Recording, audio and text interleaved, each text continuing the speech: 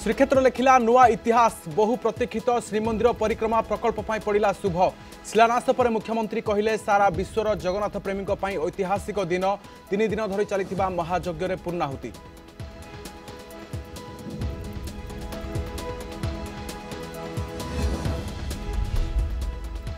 (2019) प्रस्तुत होता श्री जगन्नाथ मंदिर ऐतिह्य कॉरिडोर ड्राफ्ट प्लान कोविड जोगु होता विलंब 2020 अक्टोबर रे पूरी जाई पदक्षेप नेबाकू निर्देश देथिले मुख्यमंत्री 1.5 वर्ष भितर सरीब काम।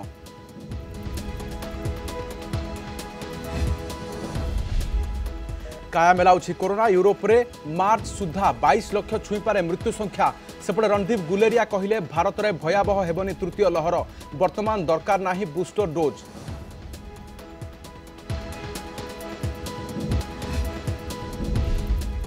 एवं जूनियर हॉकी पुरुष विश्वकप 2021 उद्घाटन कले राज्यपाल प्रोफेसर गणेश लाल। भारत फ्रांस मध्य कड़ा टक्कर।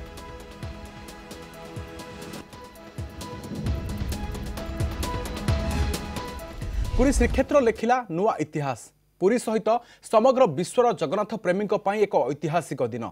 श्रीमंदिर परिक्रमा मार्ग प्रकल्पर शिलान्यास एवं पूर्णाहुति कार्यक्रम में जोगदे पतितपावन को दर्शन करने पर यह कहते मुख्यमंत्री नवीन पट्टनायक।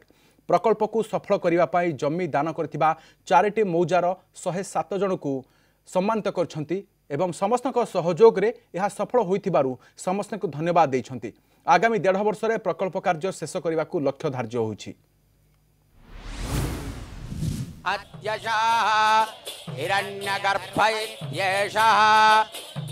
जगन्नाथ प्रेमी और जगन्नाथ संस्कृति पई नुआ इतिहास।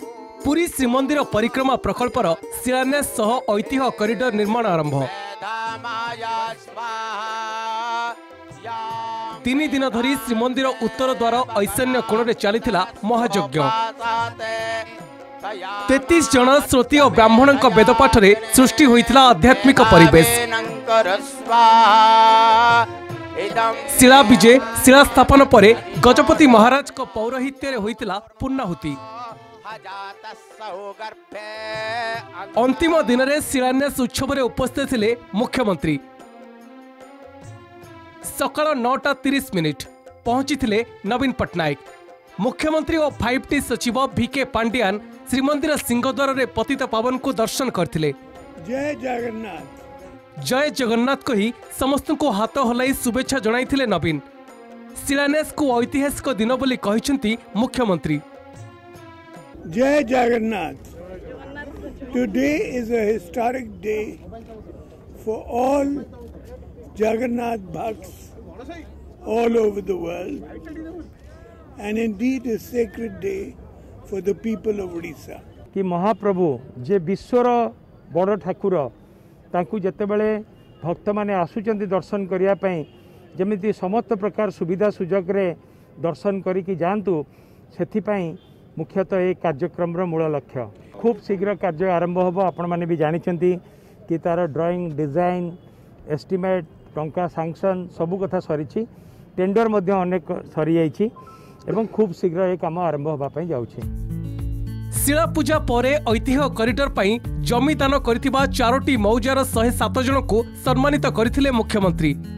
परिक्रमा प्रकल्प साकार रूप नेबाकू जाउथबारु सम्मानित होई बेस खुशी प्रकाश करछंती सम्मानित व्यक्ति। ऐतिह्य कॉरिडोर संपन्न हेबा परे श्रीमंदिर चौहदी रे प्रतिटी कारुकार्य रे झलसिब ओडिया ऐतिह्य जगन्नाथ संस्कृति और परंपरार छाप। पुरी विश्व ऐतिह्य सहरी पालटिब। चारि पाखरे सौंदर्यकरण द्वारा नियारा अनुभूति पाइबे भक्त और श्रद्धालु। आसंता 1.5 वर्ष भितरे प्रकल्प कार्य शेष करबाकू लक्ष्य धार्य करा जायछि।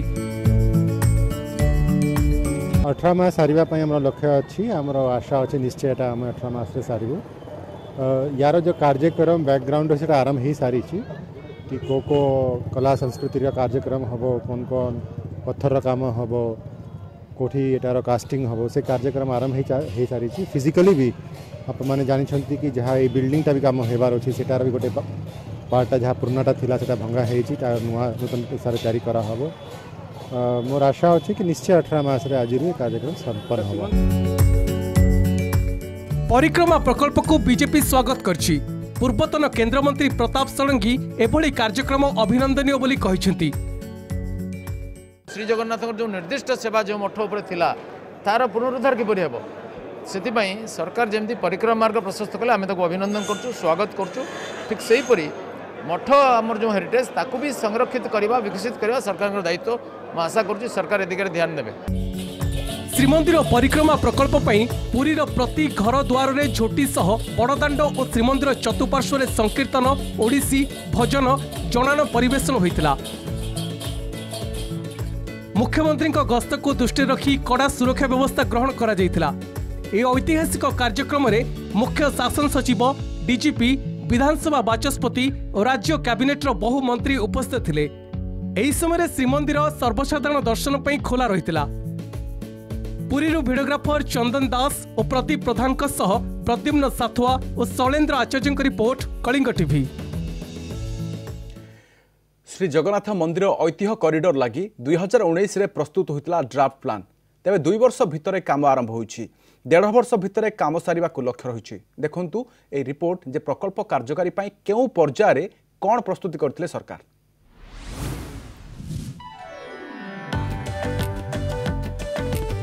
श्रीमंदिर चतुर्पार्श्व सुरक्षा कॉरिडोर सहित सबुज बलय सृष्टि एवं सौंदर्यकरण पई भित्ति पड़िछि। এই प्रकल्प लगी 30 डिसेम्बर 2019 मसीह श्री जगन्नाथ मंदिर ऐतिह्य कॉरिडोर चिठा आर्किटेक्चरल प्लान उन्मोचन करथिले मुख्यमंत्री। निष्पत्ति होइथिला योजना लगी अधिग्रहण होइथिबा जमी महाप्रभुक नारे रहिबो। जो माने जमी दान करथिले कॉरिडोर सेमानक ना रहिबो। योजना कार्यकारिता पई काम आरंभ होइथिला किंतु कोविड जोगु 2020 मार्च रु लॉकडाउन शटडाउन लागू हैला। अटक जाइथिला काम संक्रमण खसिबा सहित पुणी आरंभ होइथिला कार्य। 17 अक्टोबर 2020 पुरी जाइथे मुख्यमंत्री नवीन पट्टनायक। मंदिर चारिपाख परिक्रमा कले निर्देश देले बिना असुविधारे भक्त किपरि सिंहद्वार रे प्रवेश करि परिबे सेथिपई पदक्षेप निया जाऊ। परामर्श देइथिले सुरक्षा व्यवस्था रे वैषयिक विद्यार व्यवहार कर जहा फल भक्तों दर्शन रे बाधा सृष्टि हेब नाही। मुख्यमंत्री ए गस्त पर प्रकल्प कार्यकारी करने को काम त्वरान्वित होइथिला। 12 नवेम्बर 2020 सुरक्षा कॉरिडोर लगी अधिग्रहण होइथिबा सरकारी एवं बेसरकारी जमी बिना प्रीमियम रे श्री जगन्नाथ विजयपुरी मार्फत श्री जगन्नाथ मंदिर परिचालना कमिटी को देबाकू निष्पत्ति नैथिला कैबिनेट। 8.37 एकर जमी सेथिरु श्री जगन्नाथ विजयपुरी मार्फत Shri Jagannath temple managing committee को बिना प्रीमियम रे बिना एनी चार्ज रे एनुअल ग्राउंड रेंट सेस करी मंदिर ट्रस्ट ना रे आरओआर रे करेक्शन करी तांको ट्रांसफर करी देबे। वर्षक पर श्रीमंदिर परिक्रमा मार्ग प्रकल्प शिलान्यास होइछि। जमीदान करिथिबा व्यक्ति को सम्मानित करा जाइछि। जमीदान करिथिबा व्यक्ति एवं अनुष्ठान यात्री परिक्रमा प्रकल्प साकार रूप नेबाकू जाउथबारु खुशी प्रकाश करिसंती। सेवायत साधु सन्त मठाधीश एवं पुरी सहरवासी पुरी को विश्वस्तरीय ऐतिह्य सहर में परिणत करने प्रकल्प आरंभ को स्वागत करिसंती। लक्षाधिक भक्तों ये केवल आज करा जाउनी बा 100 वर्ष नुहे हजार हजार वर्ष को दृष्टि में रखिक भक्त मानकर संख्या जे निकट में लक्ष रु लक्षाधिक हम या दृष्टि में रखा जाकि मु भावुची एक दूरदृष्टि संपन्न आज प्रकल्पर बा परिक्रमार गोटे शिलान्यास करा जाइछि। पुरी को ऐतिह्य सहर करने को 2016 मसीह नवीन का परिकल्पना। 2019 मसीह ऐतिह्य कॉरिडोर पर ड्राफ्ट प्लान एबे 2021 रे शिलान्यास। आगक 1.5 वर्ष भितर काम सारिबा को लक्ष्य रखा जाइछि। पुरीरू भिडियोग्राफर चंदन दास एवं प्रदीप प्रधान सहित प्रद्युम्न साथुआ एवं शैलेन्द्र आचार्य रिपोर्ट कलिंग टीवी। तो यूरोप को चैलेंज करिछि विंटर आसुछि कोविड प्रलय मृत्युर तांडव रचिब महामारी। विश्व स्वास्थ्य संगठन आकलन करिछि आसंता मार्च पहिला सुधा कोरोना रे 22 लाख लोकंक मृत्यु घटिथिबो। 25 देश रे हॉस्पिटल रे बेड मिलिबनी। 49 देश रे आईसीयू उपरे भीषण चाप रहिबो। सेपटे अमेरिका रे दैनिक संक्रमण लक्ष्य मुहाइथिबा बेले हॉस्पिटल उपरे चाप बढ़िबा आरंभ होइछि। यूरोप रे आसुछि कोविड प्रलय मृत्युर विभीषिका सृष्टि करिबो महामारी। आसंता मार्च सुधा यूरोप महादेश रे 22 लाख रु अधिक जीवन नैथिबो कोरोना। एबे प्रतिदिन 4200 लोकंक प्राण नेउछि घातक भाइरस। सेप्टेम्बर मृत्यु संख्यार यह 2 गुण। विश्व स्वास्थ्य संगठन आकलन करिछि एही हारे मृत्यु संख्या बढ़िले आसंता मार्च सुधा 22 लाख मुंड नैथिबो कोरोना। एपर्यंत 15 लाख लोकंकर जीवन गलाणी, अर्थात आउ 3 मासरे आउ 7 लाख लोक मृत्यु मुखरे पड़िबे। यूरोप रे मृत्युर 1 नंबर कारण पलटिछि कोरोना। स्थिति अत्यंत सांघातिक बोली कहिसेंति विश्व स्वास्थ्य संगठनर यूरोप आंचलिक निर्देशक हांस गुलगे। आगकू यूरोपर 25 देश में हॉस्पिटल उपरे भयंकर चाप रहिबो। रोगींको पई मिलिबनी बेड। 49 देश में आईसीयू उपरे समान चाप रहिबो। ऑस्ट्रिया को छाड़िले यूरोपर अन्य कोनसी देश एपर्यंत लॉकडाउन करि नाहंती। टीका नेबाकू लोकंक भितरे कुंठा वितंडा तर्क भी करुछंती। हु कहिछि यूरोपीय देशगुड़िकर हुगुलापण डेल्टा भारिएंट को इंधन जोगाउछि। लोके मास्क पिंधु नाहंती कि सामाजिक व्यवधान मानु नाहंती। तथ्य कहूछि यूरोप महादेश रे 48% लोक घर बाहरिबा बेले मास्क पिंधुछंती। यह 95% होइथिले मार्च सुधा जे आकलन होइछि सेथिरु 16 लाख मृत्यु को टाळी देई होइथांता। यूरोप रे एपर्यंत 53.5% लोक 2 डोज टीका पूर्ण करिसंती। टीकाकरण हार पुणी सब देश रे समान नुहे। केउठी 10% रु कम तो केउठी 80% रु अधिक। सेबडे अमेरिका स्थिति गंभीर होबार लागिछि। लक्षे मुहा दैनिक संक्रमण। प्रतिदिन आक्रांत हेउछंती 90,000 अधिक लोक। गत 2 सप्ताह भितरे 25% बढ़िछि मामला। 14टी राज्य रे एही हार 40% रु अधिक। गत 24 घंटा रे 92,785 पॉजिटिव चिन्हट होइछंती। गत 7 दिन हाराहारी दैनिक संक्रमण रहिछि 95,481। प्रतिदिन प्राय 50,000 लोक मेडिकल भर्ती हेउछंती। नियंट हेलाणी रोगींक पई सज्जा। Bureau report Kalinga TV. लक्षणयुक्त कोविड संक्रमण विरोध में कोवाक्सिन 50% फलप्रद एभली तथ्य देछि जनाशुना मेडिकल जर्नल द लांसेट। आ पूर्वरु लांसेट कहितला कोवाक्सिन टीका 77.8% प्रभावी। एपटे दिल्ली एम्स निर्देशक डाक्टर रणदीप गुलेरिया कहिसंती वर्तमान देश में बूस्टर डोज टीकार आवश्यकता नाही। प्रथम एवं द्वितीय लहर भली भारत में तृतीय लहर मारात्मक होई न पारे। कोरोना विरोध में केते प्रभावी कोवाक्सिन आसिला जनाशुना मेडिकल जर्नल लांसेट रिपोर्ट। लक्षणयुक्त कोविड संक्रमण क्षेत्र में कोवाक्सिन 2टी डोज टीका मात्र 50% प्रभावी। भारतर स्वदेशी टीका को नहीं लांसेट तथ्य उपरे कोवाक्सिन गुणवत्ता को नहीं प्रश्न उठी। चलित वर्ष एप्रिल 15 तारिख रु मे 15 तारिख भितर ए रिसर्च करा जायथिला, जेउथरे दिल्ली एम्स रे 2714 जन स्वास्थ्यकर्मी को नहीं अनुधान होइथिला। सेमानकर कोविड लक्षण थिला एवं आरटीपीसीआर टेस्ट मत होइथिला। सेतेबेले देश में व्यापुला डेल्टा भारिएंट जनित संक्रमण। कोरोनार 80% मामला रे ए भारिएंट थिला। पूर्व कोवाक्सिन टीका 77.8% प्रभावी बोली लांसेट कहिथिला। प्रथम लहर द्वितीय लहर तृतीय जहाँ कहतु जितेबले कोविड गोटे जिनिस अच्छी बर्तमान एक्सपर्ट मैंने कहले एटा पांडेमिक रे अच्छी पांडेमिक रु जाई एंडेमिक रे रहिला किंतु कोविड वैक्सीनेशन अच्छी किंतु कोविड वैक्सीनेशन जितेबले तार रूप बदल होउची आमे जानि ने केते बदल होउची वेरिएंट केते चेंज हबो जदि वेरिएंट चेंज हुए ताले निश्चित भाव में विपद अच्छी। लांसेट रिपोर्ट 50% इफेक्टिव है। आपण आउ गोटे रिपोर्ट पढ़िथिबे जोटा फ्रांस रे गोटे स्टडी होईची सेतरे कोवाक्सिन रो एफिकेसी देखैची 80% प्लस एवं कोविशील्ड रो देखैची एफिकेसी 95% प्लस। विभिन्न देश रे एबे कोरोना संक्रमण पुणी व्यापुछि। भारत रे खसुछि दैनिक संक्रमण। तृतीय लहर आशंका भितर आश्वस्तिकर खबर दैछंती दिल्ली एम्स निर्देशक रणदीप गुलेरिया। से कहते प्रथम एवं द्वितीय लहर भली भारत में तृतीय लहर सेतेटा मारात्मक होई न पारे। वर्तमान देश में बूस्टर डोज टीकार आवश्यकता नहीं, किंतु चेताई देछंती महामारी अंत होई नहीं। देश में दैनिक संक्रमण 10,000 भितर रहुछि। जोरदार चली टीकाकरण अभियान। डोर टू डोर टीकाकरण चली। ब्यूरो रिपोर्ट सह भुवनेश्वर सुजाता महापात्र, कलिंग टीवी।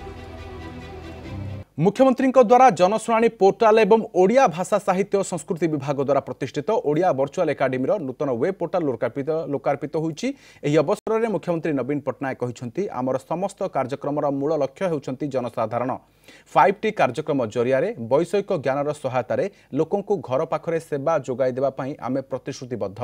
कौन से सरकारी कार्यालय को न जाई सरकार ठारू सेवा पाइबार स्वाधीनता लोकंकु दिया जाय पारिछि। ए नूतन पोर्टाल द्वारा लोक माने विभिन्न डिजिटल प्लाटफॉर्म रे अभियोग दाखल करि परिबे। मुख्यमंत्री कहिसंती टेक्नोलोजी हेउछि आमर मुख्य आधार। सरकार को विभिन्न विभाग नुआ वैषयिक ज्ञान एवं डिजिटल सेवा द्वारा लोकंकु बिना कौन असुविधा सेवा जोगाई देबा पई काम करुछंती। Website, mobile app, web chatbot, WhatsApp, चिट्ठी एवं ट्विटर, फेसबुक भली विभिन्न सोशल मीडिया हैंडल जरिया अभियोग दाखल हो पारिबो।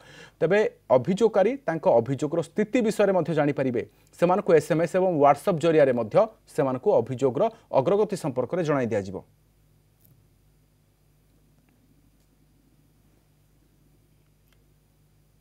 दुई दिन धारणा देबा परे सामना को आसिले स्वामी एवं ससुर।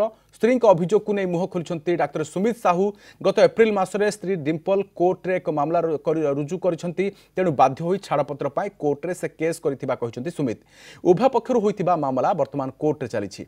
ब्रह्मपुर ब्रह्मानगर में गत सोमवार दिन ठारू स्त्रीर हक पाइबा दाबी रे अड़ी बसिचंती छत्रपुर डिम्पल दास। सेपटे डिम्पल धारणा बसिबा परे एबे निजर परिवार पाई सामाजिक सुरक्षा प्रदान करने निमंते ब्रह्मपुर एसपी को साक्षात करिसेंती doctor Sumit Sahu.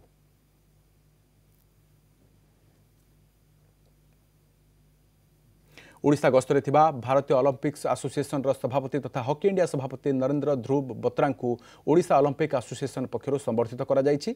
OCA conference hall रे आयोजित एही संबर्धना कार्यक्रम रे समस्त कर्मकर्ता उपस्थित थिले। ए अवसर रे विगत किछि वर्ष मध्यरे क्रीडा क्षेत्र रे ओडिशा रे घटिथिबा अभिवृद्धि प्रशंसनीय रहिथिबा कहिथिले। बुर्ला भीमसार रे काया मेलाउछि कोरोना। आउ 16 जन डाक्तरी छात्र छात्री पॉजिटिव चिन्हट होइछंती। गतकाल 31 जन डाक्तरी छात्र छात्री पॉजिटिव चिन्हट होइतिले। वर्तमान सुधा कोरोना संक्रमित हेलेनी 47 जन छात्र छात्री। समस्त आक्रांत आइसोलेशन रे अछंती। एने भीमसार अध्यक्ष प्रोफेसर जयश्री दोरा सूचना दैछंती।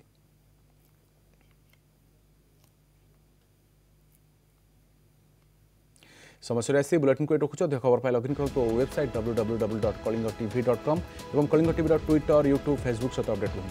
नमस्कार।